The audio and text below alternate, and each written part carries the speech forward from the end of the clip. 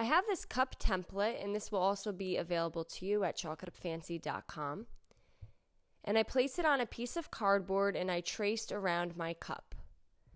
I'm then going to place that on my cutting mat, and using a razor blade, I'm going to cut my cup out. Now this is a little bit of a thicker piece of cardboard. You don't want anything too flimsy or too thin, or when you go to paint it, it will bend and bubble a little bit. Once I have it cut out, I'm going to paint it using some Wise Owl goldenrod.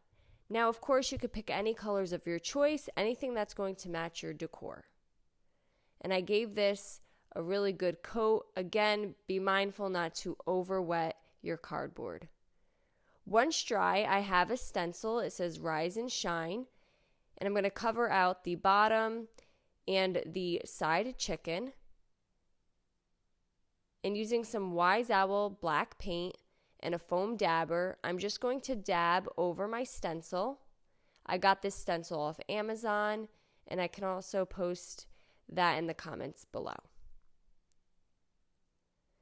Now, when stenciling, do not put too much paint on your foam dabber. You want to unload the dabber before dabbing onto the stencil to prevent any bleeding from underneath.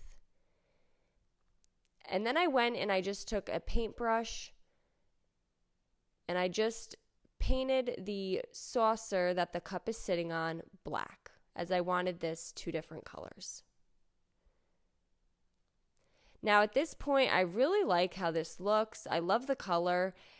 I am going to add a little bit of a stencil below the Rise and Shine just to kind of fill that gap in. You could pick any patterned stencil of your choice just to finish off the cup.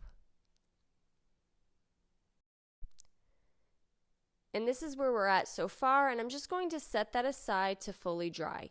Next, I found this wood circle board from Family Dollar. I believe it was $3, and I painted that using Wise Owl Snow Owl.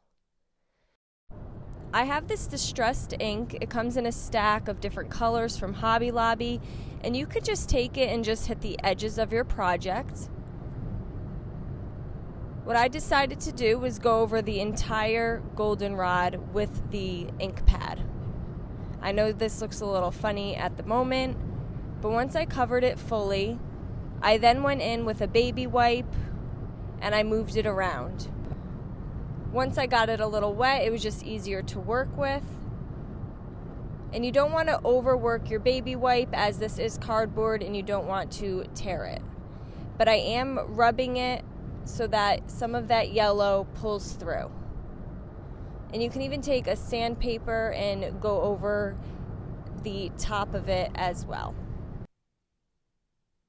And I actually like how this ended up looking. I feel like the yellow was a little too bright for my decor, but I do understand if you preferred the yellow better.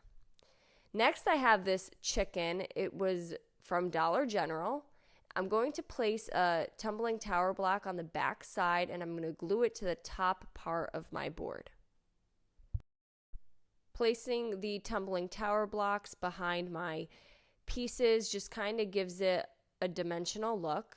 And then I'm going to place the cup on top of that. So the chicken's kind of peeking out of the cup that says Rise and Shine. And I really love how this came out. I hope you enjoyed this video. Thank you so much for watching. Paint products, tissue paper, transfers, and mesh stencils can all be found on our webpage at chalkitupfancy.com.